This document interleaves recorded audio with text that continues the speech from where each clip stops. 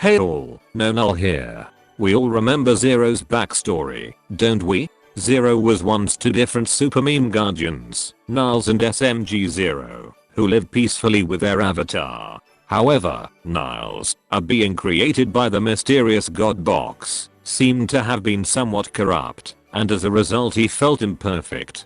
Therefore, he sought to use the power of the god box to perfect himself and his universe, but this desire horribly backfired and resulted in the death of his avatar, and subsequently, his universe. As a last resort, he forcefully merges himself with SMG0 into an eldritch monster, fueled by the god box's power. In this new, all-powerful form, Zero sought to seek out a different avatar and universe that he could steal the meme energy from to use to recreate his old universe.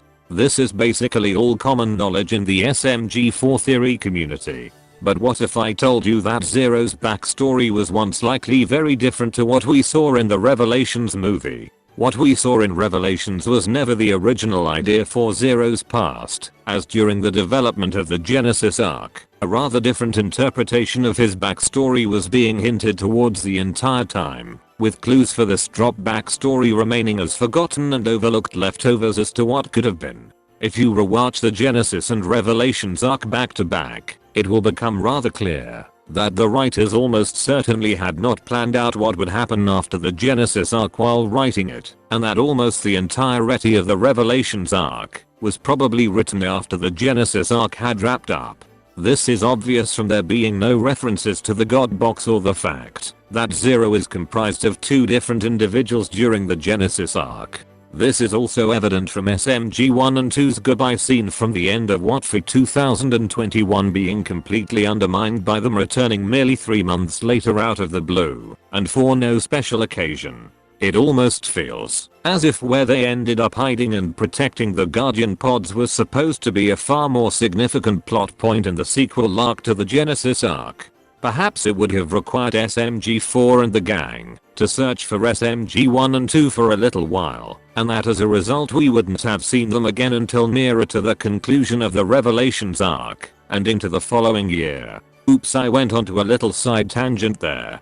Basically, what this proves is that they clearly had not really planned what would happen after the Genesis arc to continue the cosmology saga. And because they had not yet properly figured out what Zero's backstory would entail, this resulted in some forgotten clues being sprinkled throughout the Genesis arc that hint at a rather different backstory for Zero, that contradict or do not align with what would later be revealed in the Revelations movie. Our first clue that we ever got hinting at what Zero's motivation maybe was first found in the 10-year anniversary movie with an often overlooked and forgotten room that can be briefly seen inside Zero's cathedral. In one of the rooms with the zombie Mario Recalas, a bunch of red text can be seen drawn on the walls, which repeat two different statements: must live and need life. These words are almost certainly related to Zero, as this text was placed on the walls with a specific add-on in Gmod, and was probably not in the map by default. As this text is in Zero's cathedral, and the Mario Recalas are all dead, it is safe to assume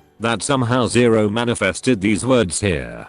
Further evidence pointing to these words being related to Zero's motivation specifically is the fact that later in the Genesis arc, Zero says something similar to these words. When near to being removed from Axel's body, he proclaims that he just wants to live. So what can we gather from all of this? In the Revelations arc, Niles' motivation is primarily that he wants to create a perfect universe. He is obsessed with perfection. But here, there's no sign of Zero desiring perfection.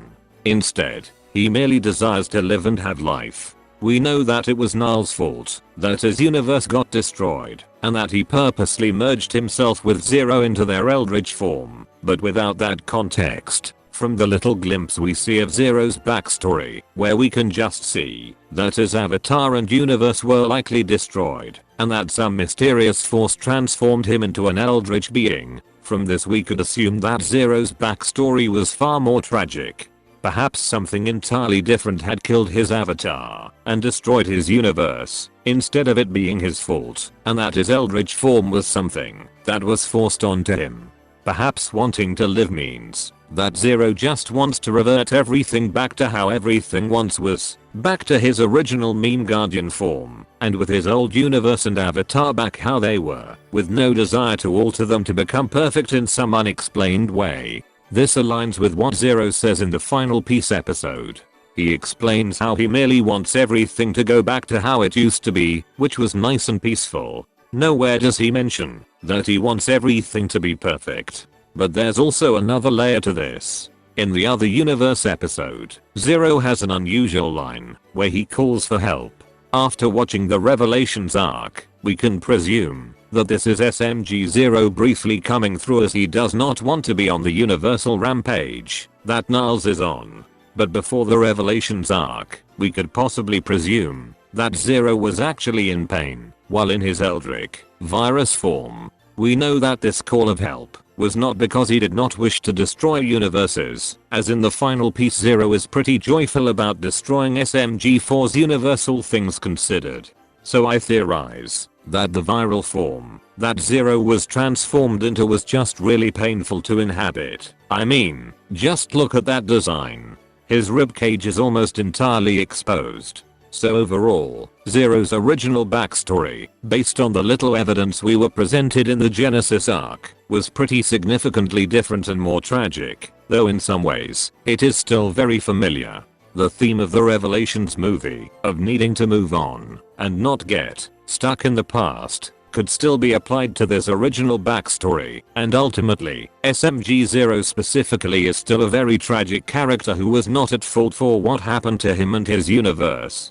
In some ways, I sort of prefer the idea that this backstory was going for compared to what we got in Revelations. Revelations introduced a lot of new element to Zero's past and motivations out of nowhere, such as the desire for perfection and him being two separate individuals, which were not really built up to previously in the Cosmology saga, and it left a lot of dialogue and clues from the Genesis arc feeling out of place if you rewatch the whole saga. What do you guys think? Welp, that's the end of this theory video. This will be the last theory video for a while, until hopefully something interesting happens in the next SMG4 arc in 2025. Anyways, check out the rest of this Christmas collab and actually one last thing, I've been doing something different recently, and been releasing discussion and theory videos about the Sonic movie 3, so check those out as well. I'll probably make 2 follow-up videos after I watch the movie, one discussing my thoughts on the movie and another theory video discussing what might happen in Sonic Movie 4,